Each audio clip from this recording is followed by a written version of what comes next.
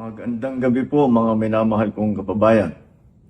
Ako'y nais magbigay ng isang statement tungkol sa mga pangyayari sa Senado ngayong gabing ito. Noong 2 oras kalahati ko na minomonitor ang sitwasyon. At nung una kong nabalitaan na naputukan, ay ang una kong tinawagan ay si Sec. John Vic Remulla ng DILG.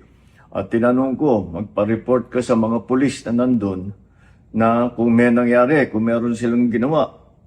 At tapos ang sunod na tawag ko naman ay sa NBI. At tinanong ko sa mga NBI at kay Director Matibag, kayo ba ay pumasok sa Senado? Sabi niya, wala kang instruction. Ang sabi sa akin, wala kang instruction, sir.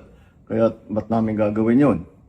Kaya masasabi ko sa ating mga kababayan, yung nakikita po ninyo na naka-uniforme sa loob, sa mga sa news, ang mga naka-uniforme doon, dalawang klase, yung PNP, police, na naka-duty sa Senado. Nandoon sila para bantayan ng Senado, para mag-crowd control, para mag-secure ang Senado. Yung isa pang may hawak na naka-uniforme ay yung Marines, may Marine Detachment na nandun talaga sa Senado, tiga dun sila. Ang trabaho din nila is secure ang Senado at magbigay ng yung nakikita ninyong honor guard. Yan lang ang sundalo o pulis na nasa loob, tiga doon ang nandun. Yung isa pang nakita ninyong grupo na kasibilyan, at may hawak ng mga mahaba, mga usayon, yun naman sa Sergeant at Arms ng Senado. So lahat ng nakikita ninyong naka-uniforme o naka-armado ay nandun, ay tiga doon. Nandun sila talaga, doon sila nagjo-duty. At isa pa ay nais kong maibida sa inyong lahat, wala pong instruction kahit na kanino na hulihin si Senator Bato.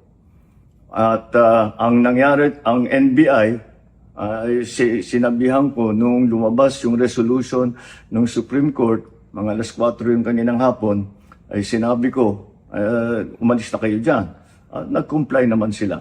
Kaya nung kausap ko si Director Matibag, sabi niya walang NBI doon, nandito lahat kami sa opisina. At ayun po, ay dahil kong mapaalam na sa lahat ng ating mga kababayan, itong pangyayari na ito, ay tayo maging kalma lang po. Nakausap ko na si Senate President Alan Cayetano at nag-agree kami. We agree that the thing to do now is to tell our people all to calm down. And we will get to the bottom of this. Alamin natin kung sino ang gumawa nitong gulo na ito. Ito ba ay talagang nagka-inkwentro lang? O ito ba ay may kasama sa mga distab? O nagsusimula ng gulo? Kailangan po natin malaman yan. Kaya mag-iimbestiga sabay ang Senado at saka ang PNP tungkol dito. Masasabi ko lang at para hindi po mag-alala ang taong bayan, hindi po gobyerno ang gumawa nito. Walang pumasok na tigalabas na sundalo, na militar, na NBI sa Senado. Hindi po natin alam kung sino yun na sumubok na pumasok at saka dahil doon ay nagkaputukan.